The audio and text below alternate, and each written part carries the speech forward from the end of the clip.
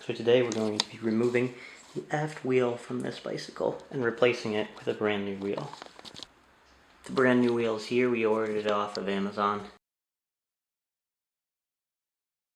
So the first order of business is to remove this bolt right here, which is a 5/8 inch bolt. Another 5/8 inch bolt right here. So we'll be removing those two first. We have a 5/8 inch socket right here, and we'll use this. Doesn't need to be anti-rotated because there's one on each side, so we'll get this in here. Through the rest.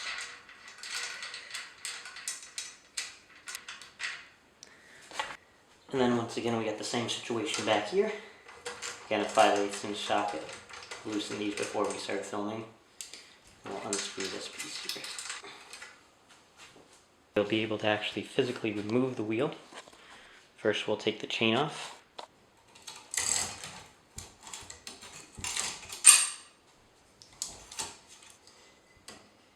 And off the top. And loose from the bottom. Up.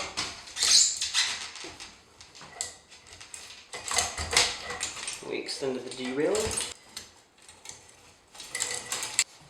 So here's the removed wheel.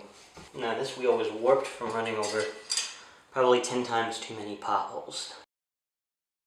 Here we've got the old Freewheel. It was a 1970s design. Fortunately this wheel has seen too many Boston bumps and is warped and out of round, beyond repair. I trued it up a few times, but it's beyond repair, so it's time to replace the wheel. I've ordered a brand new wheel and I put on a new tire and tube. It's 27 1¼ inch wheel.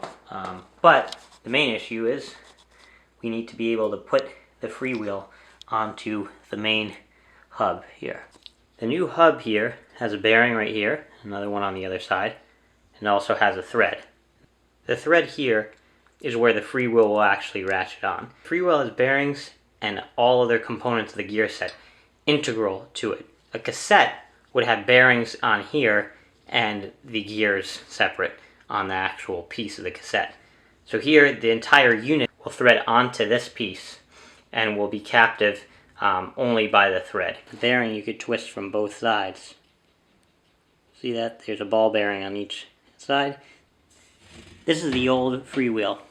It's a Suntour 1970s era 5-gear Freewheel. And you can see I've tried to clean this off, but it's still a little bit dirty. This is the direction it applies torque when the gear is attached, and this is the direction that the wheel would freewheel. So if you see, we're freewheeling right now, locked in this direction to provide torque. Visible in the center, you could see the clear marking that it says Suntour. You could also see clearly two separate slots, one here and one here. These slots match tabs on a special tool called the Park FR2 that I'm going to use to remove this wheel. So when you go this way, or this way, you're not actually moving the attachment because you're threaded in. If you grip on here, you could actually remove the threading. This piece here is the Park FR2. You can see the markings on here. Park FR2 tool. It's about $8 on Amazon. It's specifically made for the Suntour removal because it has these two tabs. If you examine the piece, there's two slots, one on the top and one on the bottom, and two tabs. This simply goes on, clicks in. The Park FR2 tool has a 1-inch diameter hex. So to remove it, we have a 1-inch diameter hex head, 12 point, right here, and we'll be using this to slide in. Now we're going to take a breaker bar to relieve the torque. Take our breaker bar, attach it, hold the wheel, and try the torque.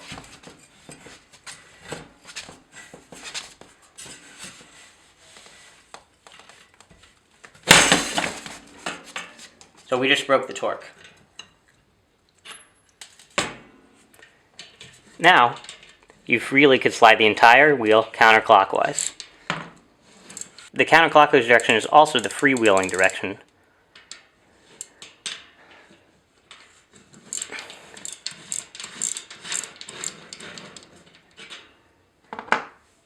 And before you know it, you could lift the entire freewheel off. Once the freewheel is disengaged, you could tell you have a bearing here, and there's a lot of dirt that's in the bearing. This has accumulated a lot of dirt by banging and bouncing all over Boston for many years. All that dirt from Boston has rendered this bearing bad, and all the potholes in Boston have rendered the wheel itself pretty much toast. So the only thing that we could use really is a freewheel. We have a backing plate here that comes on. This is your freewheel. Note it's got bearings inside of it. It's made in Japan by Suntour, and this is an old design. And if I put my hands in the middle, I could actually rotate it. The clicking you're hearing is the sprags, and that allows you only to drive in one direction and freewheel in the other. Here's our two tabs. This will need a lot of cleaning before reinstallation, as it's pretty dirty from all that Boston dirt and grime on the streets. So we just sprayed the freewheel with a bunch of chain degreaser. Try to get a ton of the Boston dirt off before we put it on our brand new wheel. There's a lot of gunk in there. We're going to use wire brush and some nice towels to just give it a good scrub. Wire brush always helps to get all the nooks and crannies in here, because there's a lot of underexposed parts.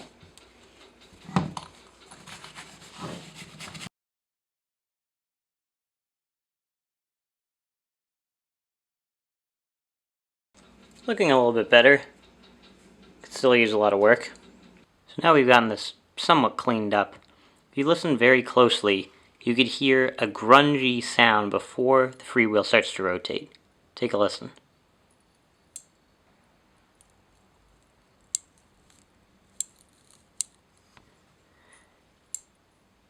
That grungy sounds dirt in the bearing, so if I had a new freewheel, I'd definitely replace it.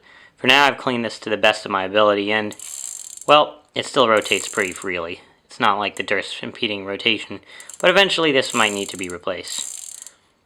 Now, one of the key things to clean here, and they still look a little bit dirty, so I'll give them an extra scrub, are the threads, because these are what are going to go on the brand new bearing. We wouldn't want any dirt to gall the threads or make this difficult to install. Now we've got our brand new hub here.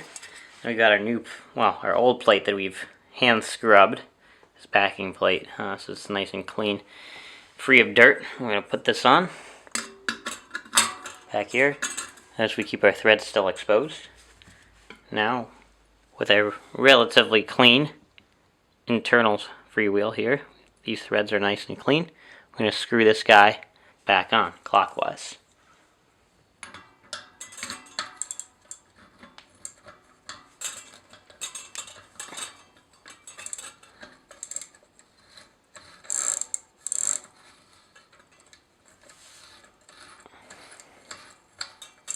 According to the Park FR2 manual, which comes with this guy, we should set this to about 370 inch-pounds of torque, which is more or less about 30 foot-pounds of torque. So here I got my torque wrench, and we're going to set it to the 30 level. Put in a 1 inch. Put that in.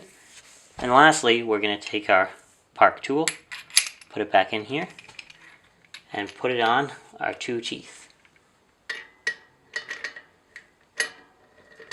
We'll rotate till we hear a clicking sound in the torque wrench. So that click is our set torque. It's not really too much torque, and you can tell it was really torqued on before and crud had gotten into it. So now we know that it's locked. That comes right out. Now, good as new. Brand new wheel hub ready to go.